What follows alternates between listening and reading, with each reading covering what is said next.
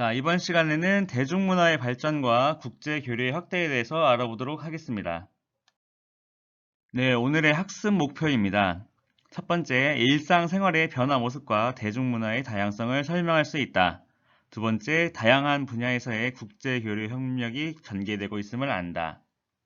쉽게 말하면은 대한민국 정부 수립 이후에 이제 발생되는 이런 문화와 관련된 역사에 대해서 오늘 배운다고 보시면 될 것 같아요. 그리고 지금까지 이렇게 이루어지고 있는 국제 교류 이런 것들에 대해서 배워보는 시간을 갖도록 하겠습니다. 네, 먼저 일상생활의 변화입니다. 첫 번째는 1960년대 이후의 모습인데요. 1960년대 이후로는 이 산업 구조가 전반적으로 변화하기 시작했어요. 그래가지고 여러분들이 지난 시간에 배웠으면 이제 기억이 좀 나겠지만 1960년대부터는 이제 경공업 같은 것들이 좀 발달하기 시작을 했잖아요. 쉽게 말하면은 1차 산업이었던 농업이나 어업 등에 종사하는 이러한 종사자들, 이런 농민들, 어민들이 쭉 감소를 했다는 거예요. 그리고 나서 제조업이나 서비스업, 전문직 종사자가 증가를 했다. 이렇게 보시면 될 것 같고요. 두 번째는 1970년대 중반인데요. 이 1970년대 중반에는 지난 시간에 배웠겠지만 이때는 몇 차 개발 5개년 계획을 세웠겠어요? 그렇죠. 3, 4차 5개년 개발 계획을 세웠죠, 이때. 그래가지고 이때부터는 이제 중화학공업 육성이 좀 발달하다 보니까 전반적인 소득 수준이 증가를 하기 시작을 했어요. 그래가지고 이때부터는 여러 가전제품들, 예를 들면은 텔레비전, 전화기, 냉장고 이런 것들이 생활 필수품화가 되기 시작을 했고 이때 처음으로 지하철과 고속국도가 건설되기 시작했습니다.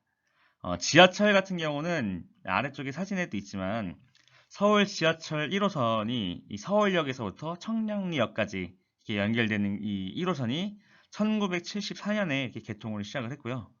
고속국도 같은 경우는 지난 시간에 배웠겠지만 1970년에 경부고속도로가 준공되었습니다.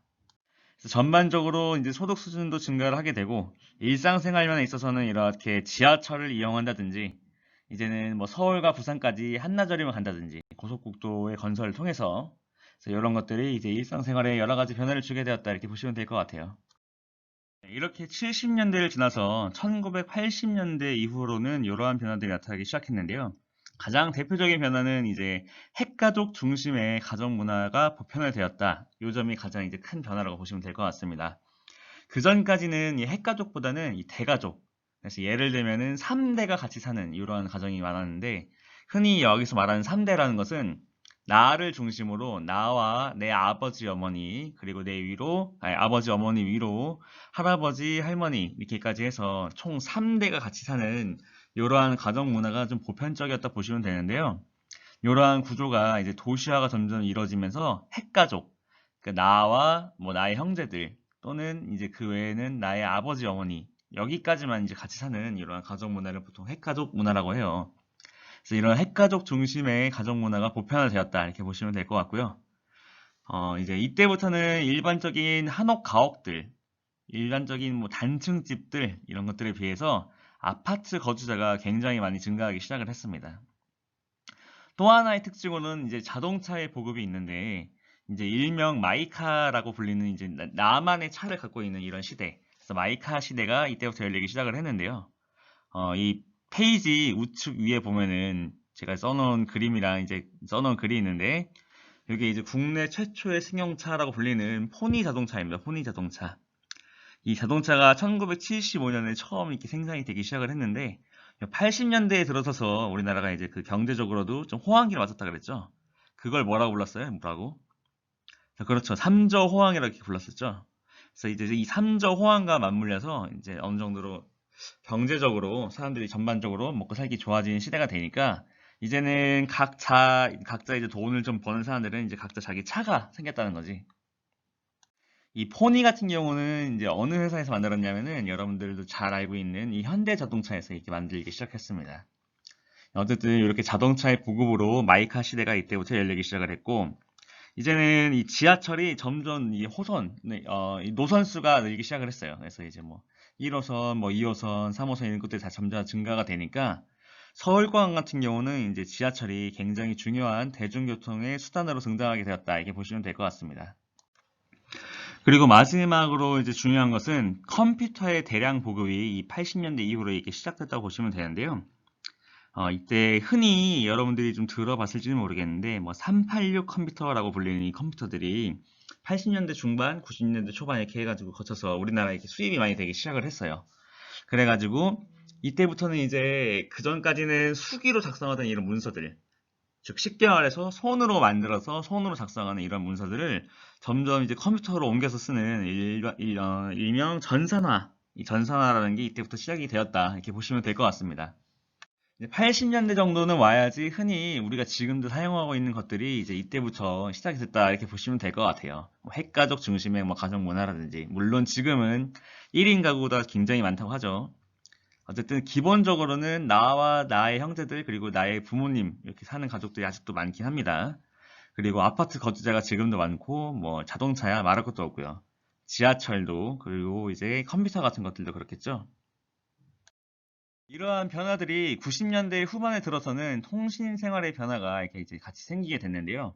이 90년대 후반이면은 이제 여러분들이 태어나기 좀 직전 정도의 세대로 보시면 될 것 같아요. 그래서 이 시대에는 인터넷이라든지 뭐 전자메일, 이메일이라고 불리는 것들이 이때부터 이제 일반적으로 사용하기 시작합니다. 그래서 이제 이때는 인터넷 같은 경우는 윈도우 95, 뭐 윈도우 98 이런 것들과 함께 윈도우 익스플로러라든지 아니면 이제 파이어폭스라고 불리는 이런 브라우저들이 이때부터 이제 보급이 많이 시작됐고요. 그다음에 우리나라 같은 경우는 이 당시에 뭐 천리안, 뭐 나우누리, 하이텔 이런 것들을 사용해서 통신을 시작하게 했고, 그다음에 이제 90년대 후반, 후반대에 이르면은 이제 흔히 말하는 뭐 ADSL, 뭐 VDSL 이렇게 이름 불리는 것들이 이때부터 이제 보급이 됐다고 보시면 될 것 같아요. 그리고 이와 더불어서 전자메일을 이때부터 이제 일반적으로 사용을 하기 시작했는데, 이때부터 이제 지금까지도 쭉 쓰이는 이제 이 이메일 주소 중에 가장 유명한 것들은 보통 한메일 같은 게 있어요. 한메일. 지금은 다음이죠, 다음. 다음에 가면 옛날에는 이제 이 메일 주소를 만들 때 뒤에 이제 이 도메인을 골뱅이 뒤에 한메일.net 이런 걸 만들었었는데, 어쨌든 이때부터 이메일 사용이 굉장히 중시되기 시작을 했어요. 그리고 이때는 이제 흔히 사람들이 말하기로는 이렇게 전자우편이 이제 일반적으로 사용되게 되면은 일반적인 종이우편은 이제 사장길에 들어서겠구나, 역사의 뒤안길로 사라지겠구나 이런 말들을 많이 했었는데, 그래도 뭐 아직까지 그렇지는 않고 있죠. 자, 그 다음으로는 휴대전화 사용의 증가가 이때 90년대 후반부터 이루어지기 시작을 했어요. 휴대전화, 지금 여러분들이 들고 있는 이 스마트폰 이전에는 여러 가지 형태의 스마트폰, 여러 가지 형태의 스마트폰이 아니라 여러 가지 형태의 휴대전화가 있었는데, 일명 뭐 벽돌폰이라 불리는 정도의 거의 무전기 수준으로 큼지막한 폰부터 시작을 해가지고, 그 다음에는 이제 뭐 플립폰이라고 해서 이 핸드폰의 아래쪽을 얇게 만들어서 그걸 좀 여닫고 하는 이런 플립 같은 게 있었고요. 그 다음에는 이제 폴더폰이라는 게 나와요. 폴더폰. 핸드폰을 반으로 접어서 들고 다니는 이런 폴더폰. 그래서 여기 폴더폰에서 진화해서 그 다음에는 뭐 슬라이드폰. 그래서 이제 밑에서 위로 밀어 올리는 그런 핸드폰들이 좀 이제 발달하고 쓰기 시작했는데요. 어쨌든 이러한 것들이 90년대 후반부터 나중에 이제 2000년대 초중반까지는 이런 식으로 쭉 휴대전화 사용이 증가가 발생하기 시작했다. 이렇게 보시면 될 것 같아요. 2000년대에 들어서부터는 이제 두 가지 가장 큰 특징이 발생하게 되는데, 어떤 것들이 있냐면은 첫 번째는 KTX, 흔히 말하는 고속철도 알고 계시죠? KTX. 이 KTX가 2004년에 이렇게 개통되기 시작을 했어요. 그래가지고 이 서울부터 부산까지를 2시간 반에서 뭐 3시간 이내로 주파하는 일명 장거리 교통에 있어서 혁명이 일어나게 된 거죠. 그래서 이런 KTX 개통으로 인해서 이 전국을 반나절도 안 되는 생활권으로 만들어 버린 거예요. 그러니까 이제 예를 들어서 서울에서 내가 집에서 준비를 해서 서울역까지 갔다가 그 서울역에서 부산역까지 KTX를 타고 가고, 부산역에서 내가 원하는 목적지까지 가는데 길어야 3시간, 4시간이라는 거예요. 굉장히 짧은 시간 내에 서울과 부산을 오고 갈 수 있게 됐다는 거지. 그리고 그 다음으로는 여러분들이 이제 지금도 친숙하게 쓰고 있는 이러한 스마트폰, 그다음에 초고속 인터넷 이런 것들이 2000년대 후반부에 들어서서 이제 보급이 되기 시작을 했어요. 스마트폰 같은 경우는 이제 우리나라에 처음 들어왔던 게 여러분들도 알고 있을지 모르겠지만, 제일 처음 우리나라에 들어왔던 게 아이폰 3GS로 알고 있어요. 선생님 기억하기에는. 물론 그 전에도 이제 아름아름 쓰던 분들이 있었는데, 2009년 정도에 들어와서 아이폰 3GS가 이제 소개가 됐어요. 그 전까지 우리나라 뭐 삼성이나 뭐 LG 같은 경우에는 뭐 이제 피처폰이라고 해가지고 터치가 되는 핸드폰들은 있긴 있었는데 이제 이런 것들 스마트폰 기능을 가지고 있지 않았었고 심지어 뭐 와이파이를 하기 위해서는 뭐 다른 조건이 필요한 등의 이런 좀 안 좋은 핸드폰이 좀 많던 시절인데 이 아이폰이 국내에 정식으로 수입되기 시작한 기부터 해서 이제 2009년부터 시작을 해서 뭐 2010년, 뭐 2011년 이렇게 지나가게 되면은 이때부터는 이제 아이폰에 대응하기 위해서 우리나라에서도 뭐 이제 뭐 갤럭시라든지 아니면 이제 LG 같은 경우는 뭐 옵티머스라고 만들긴 했었는데 어쨌든 이런 식으로 이제 스마트폰 시장이 굉장히 크게 발달하기 시작을 했다. 이렇게 보시면 될 것 같아요. 그리고 초고속 인터넷 같은 경우는 아까 말했던 이제 뭐 ADSL, 뭐 VDSL 이런 거에서 거쳐서 뭐 광랜이라고 불리는 일명 100메가 인터넷 시대 이렇게 열렸다가 지금은 이제 뭐 더 빠른 시대죠. 지금은 뭐 기가 인터넷 시대라고 하잖아요. 그래서 뭐 최소 500메가 뭐 바이트 퍼 세크에서 시작을 해서 뭐 1기가짜리 이런 인터넷까지 보급이 되는 등의 굉장히 빠른 속도의 이 인터넷들이 이제 보급이 되기 시작을 했어요. 그래서 이제 지금 같은 경우는 이제 뭐 기가바이트 단위의 이러한 자료들은 이제 뭐 거의 분 단위로 끊잖아요. 옛날 같았으면은 뭐 1기가만 다운받는데도 뭐 거의 막 6시간씩 막 틀어놨어야 되는데 컴퓨터를 이제는 이런 것들이 이제 뭐 분 단위로 분 안에 받을 수 있는 정도의 용량이 됐죠. 그래서 어쨌든 이런 것들을 통해서 일상생활의 변화를 주도했다 이렇게 보시면 될 것 같아요. 그래서 이제 시대별로 이제 변화하는 일상생활의 변화 과정을 지금까지 봤는데요. 이 다음으로는 대중문화의 발전 순서를 같이 보도록 할게요. 그래서 첫 번째는 1950년대입니다. 이 1950년대는 이제 우리나라가 광복한 지 얼마 안 되지 않았고, 이때까지는 이제 우리나라가 미국의 원조를 많이 받다 보니까 미국 문화의 영향을 굉장히 많이 받기 시작을 했어요. 그리고 나서 1960년대에 들어서부터는 이제 텔레비전 방송국이 설립되기 시작을 합니다. 그래서 이제 이 한국방송공사로 불리는 일명 KBS TV 방송국이 이때 이제 설립했다 보시면 될 것 같아요. 그래서 지금 여기서 말하는 KBS는 KBS 1과 2 중에 KBS 1을 말하는 거예요, 1을. 그리고 이제 텔레비전이 대중문화 보급의 주요한 수단으로 등장하기 시작을 했는데요. 이 오른쪽 위에 보면은 국내 최초의 흑백 텔레비전인 금성 VD-191이라는 모델이 있는데 이때는 아직까지 텔레비전이 이 컬러로 보급되진 않았고 흑백으로만 나왔어요. 흑백. 그래서 아래쪽에 보면 사진이 흑백 사진이죠. 이런 것들이 텔레비전의 모습으로 나왔다 이렇게 보시면 될 것 같습니다. 네, 다음은 1970년대인데요. 이 1970년대에는 이제 국가적으로도 유신 체제에 접어들게 되면서 이 유신 체제에 대해서 저항하는 이러한 문화가 좀 많이 발전하기 시작을 했습니다. 그래서 이때부터는 대중문화를 검열한다 이런 의미에서 노래를 못 부르게 만드는 일명 금지곡 같은 게 이제 등장을 하기 시작을 했어요. 그래서 이제 뭐 예를 들면은 이제 이때 유명했던 금지곡들이 뭐가 있었느냐면은 대표적으로는 양희은의 뭐 이루어질 수 없는 사랑, 뭐 김추자라는 가수가 불렀던 거짓말이야라는 노래가 있고요. 뭐 패티김의 무정한 배, 신중현의 미인 이게 가장 유명할 거라고 봐요. 그 다음에 이미자의 뭐 동백아가씨. 특히 이 여기서 말하는 이 신중현의 미인 같은 경우는 이러한 가사를 가지고 있어요. 한 번 보고 두 번 보고 자꾸만 보고 싶네. 요 노래 가사만 들으면 여러분들이 어떤 멜로디인지 알고 계시죠? 한 번쯤은 들어봤을 거라 생각을 해요. 어쨌든 이런 식으로 이제 굉장히 많은 대중문화 곡들이 금지곡으로 등장을 하기 시작을 했어요. 이러한 주된 금지곡의 이유로는 뭐 일본풍이 난다, 뭐 창법이 조석하다, 불신풍조를 조장한다, 뭐 퇴폐성을 조장한다 이러한 것들이 이유였는데 이런 것들은 이제 뭐 금지곡 같은 걸 만들어 가지고 이제 사람들을 좀 어느 정도 통제하려 주려고 했던 것 같아요.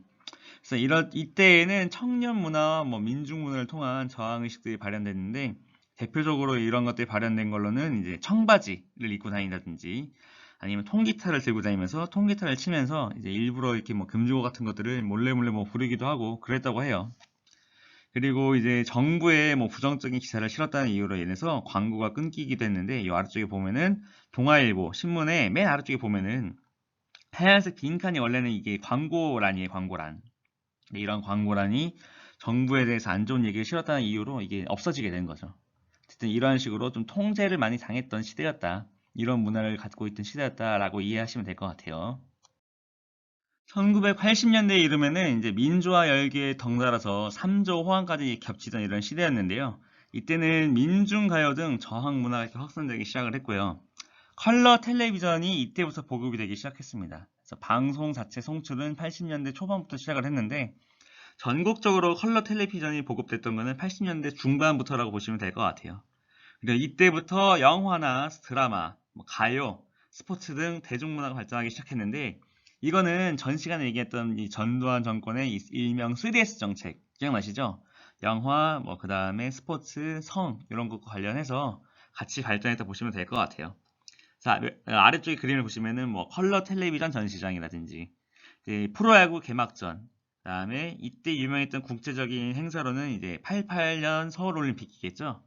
이런 것들이 이 80년대의 대중문화를 상징하는 정책들을 보시면 될 것 같아요. 정책이 아니라 참 이런 모습들. 이 80년대에서 가장 유명했던 가수로는 이 조용필이 있고요. 예를 들어 그 다음으로는 전영록, 이선희, 주현미 이런 사람들이 존재했다고 보시면 될 것 같아요. 그리고 이때부터 이제 락 음악 같은 게 좀 많이 발달을 했는데 들국화라든지 송골매 또는 백두산, 신화위, 부활 이런 밴드들이 많이 이제 이때 등장했다 보시면 될 것 같아요. 80년대에는 굉장히 많은 사람들이 이제 이때부터 이제 등장하기 시작했는데 아무래도 이 문화적인 부분에서 이 전 정권이었던 박정희 정권에 비해서 이 전두환 정권에 들어서서는 이러한 규제 같은 것들을 많이 풀어져서 이때부터 많이 발전했다 이렇게 보시면 될 것 같고요. 제가 이 외에도 소개하지 않은 가수들이 많긴 한데 이때 또 유명한 가수로는 이문세라든지 아니면 이제 80년대 후반 정도에 이르면은 김한선 이런 사람들이 되게 유명했다고 보시면 될 것 같아요. 어쨌든 80년대에는 굉장히 다양한 민중 가요들이 등장하기 시작했다. 이렇게 정도로 이해하고 넘어가시면 될 것 같습니다. 네, 1990년대 이후 이때부터는 이제 한류라는 게 이때부터 시작했다 보시면 될 것 같은데요. 물론 이제 이 한류라고 하는 것들은 보통 90년대 후반에 가서 이루어지기 시작을 했는데 그 전에도 이미 이제 우리나라가 어느 정도의 이 음반 문화라든지 아니면 대중문화의 이 분야라든지 이런 것들이 있어서 굉장히 큰 발전을 했다고 보시면 될 것 같아요. 그래서 이때는 한국의 드라마나 대중가요들이 이때 당시 중국과 처음 교류를 하기 시작했는데요. 지금의 중국은 사실 옛날에는 중공이라 불렀어요. 중공. 중화인민공화국 약자라 해가지고 중공이라 불렀는데 92년 정도에 들어서서 아마 중국과 수교를 한 걸로 기억하고 있어요. 91년이었나? 어쨌든 이렇게 교류를 했는데 이때부터는 이제 그 전까지는 자유중국이라 불렀던 대만과 이렇게 교류를 했었는데 90년대 초반에 이르러서부터는 이제 중국과 지금의 중국과 교류를 많이 하기 시작했고 특히 이 김대중 정부에 들어와서부터는 일본의 문화를 좀 이제 수입하자라는 의미에서 일본과 교류를 많이 시작을 했어요. 90년대 후반, 97년, 98년부터는 일본 문화가 우리나라에 이제 많이 수입되기 시작을 했는데 이때 우리나라가 거꾸로 이렇게 일본으로 내보낸 이러한 이제 문화 이런 것 중에서는 이제 대표적으로 이 아래쪽에 있는 겨울 연가 이런 게 좀 유명하죠. 당시 배용준, 최지우가 주연이었던 드라마인데 이 겨울 연가 같은 경우는 일본에 수출돼 가지고 굉장히 많은 인기를 끌었던 드라마입니다. 그래서 어쨌든 이러한 것들이 결국에 아시아를 넘어서 전 세계로 한류가 확산되게 되는 계기가 됐는데요. 이런 것들을 보시면 이제 사진들을 보시면 될 것 같아요. 오른쪽 위에는 한국 대중가요의 혁신을 가져온 서태지와 아이들 1집이 소개가 되어 있는데 90년대 하면은 이제 일명 아이돌 문화라고 불리는 이런 것들이 이때 시작이 됐어요.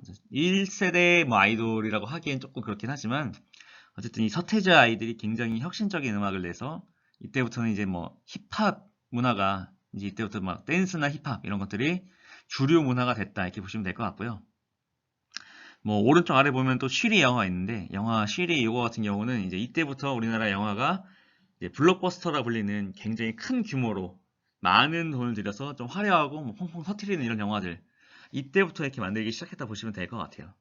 그래서 어쨌든 90년대 그리고 이제 2000년대 초반까지 짤막하게 소개를 하는 건데 이때부터 한류가 시작됐다 이렇게 보시면 될 것 같습니다. 마지막으로는 국제교류와 협력인데요. 여기는 좀 짤막하게 하고 넘어갈 수 있을 것 같아요. 첫 번째는 어쨌든 6.25 전쟁 이후에는 우리나라에서 이민자, 그 다음에 해외 취업자들이 많이 증가하기 시작을 했는데요. 이 아래쪽에 보이는 이 서독에서 일하는 광부들이라고 나오는데 이 부분들은 이제 1970년대에 우리나라가 이제 좀 먹고 살기 힘들 때 이렇게 이제 독일 쪽에 이제 광부들을 파견해가지고 외화를 좀 벌어오게 하는 이런 게 있었어요. 그래서 자원자들을 받아가지고 이 사람들이 나는 돈을 벌고 싶어요 하는 사람들을 모아다가 지금의 독일, 옛날에는 서독이라고 했어요. 서독과 동독으로 나눠져 있었는데 이 서독이 이 민주 정부를 갖고 있던 이 지역이라서 이 서쪽 독일로 보내서 이제 이 사람들한테 이제 돈을 벌게 하게끔 이제 자리를 소개해주고, 그래서 이런 식으로 해외 취업자들이 많이 증가를 하기 시작했어요. 그래서 이때부터 외국의 한인 사회가 형성되기 시작했다, 이렇게 보시면 될 것 같아요. 그리고 1980년대 이후로는 이제 역으로 우리나라가 잘 살기 시작하니까 우리나라에서 이제 외국인 노동자들이 증가하기 시작을 했고요. 2000년대 이후에 들어서서는 이제 국제 결혼이라는 게 많이 등장하기 시작을 해서 2010년대, 뭐 지금에 있는 2020년대가 이제 시작하긴 했지만 지금은 이제 이렇게 국제 결혼한 가정들이 이제 우리나라에도 많이 늘기 시작했는데, 이러한 것들을 다문화 가정이라고 부르고 이러한 것들을 다문화 가정의 증가라고 얘기를 해요. 다문화 가정을 여러분들도 배웠겠지만 인종이나 뭐 국적, 문화 등이 서로 다른 가족 구성원에 포함된 형태의 가정을 말하는데, 2003년 건강가정시민연대라는 데서 제안한 용어로 이 다문화 가정이란 말이 지금도 이제 많이 쓰이기 시작을 했죠. 이제 지금은 다문화 가정이 이제 굉장히 보편적인 시대가 되지 않았나 이렇게 생각을 합니다. 국제 협력 부분에서는 우리나라의 국제적 위상이 상승했음을 알 수 있는데, 먼저 태평양 경제 협력체라 불리는 일명 에이펙이라는 게 있었는데, 이런 에이펙 정상회의를 2005년에 들어서서 우리나라 부산에서 이렇게 하기 시작했습니다. 그리고 아세안 플러스 3라고 해가지고 이제 한중일 3국을 중심으로 하는 이러한 모임이 있는데, 이런 것들도 2010년에 베트남 하노이에서 우리나라가 참가를 했고요. 마지막으로 G20 정상회의라고 해서 일명 이명박 정부의 가장 큰 업적이라 볼 수 있는 이게 있는데, G20이라고 하는 것들은 일명 각 대륙에서 잘 나간다 하는 나라들이 모두 모인 이러한 정상회의라고 보시면 될 것 같아요. 그래서 이제 세계 주요 20여 개 국가가 모여가지고 우리나라 수도였던 서울에서 이렇게 정상회의를 개최했던 이런 성과를 거두기도 했습니다. 그래서 이런 식으로 이제 우리나라가 국제적 위상이 많이 상승하기 시작을 했고, 이제 어느 곳에서도 빠지지 않는 이렇게 좀 자랑스러운 나라가 됐다, 이렇게 보시면 될 것 같아요. 그래서 이때 이제 국제 교류도 굉장히 활발하게 하고 있고, 그래서 여기까지 해서 오늘 이 대중문화와 이제 국제 교류 부분을 마치도록 하겠고요. 긴 시간 동안 여러분들 수업 듣느라 좀 고생 많았습니다. 그래서 노트 정리 잘 하시고요. 다음에 이제 다음에 이제 강의 2개 정도만 더 듣고 아마 이제 수행평가를 볼 것 같은데, 이 강의 2개를 조금 줄여서 하나로 압축시켜서 올릴 수도 있을 것 같아요. 그래서 어쨌든 여러분들 여기 부분까지 공부 잘 하시고, 그다음에 수행평가 보기 전에 자료를 나눠줄 테니까 수행평가 자료 나눠줄 때부터 해서 공부 열심히 하셔가지고 수행평가, 서술형평가도 좀 좋은 점수 맞을 수 있었으면 좋겠습니다. 어쨌든 굉장히 긴 시간 동안 수업 듣느라 고생 많았고요. 여러분들 푹 쉬시기 바라겠습니다. 수업 다 듣고는. 네, 수고 많으셨습니다.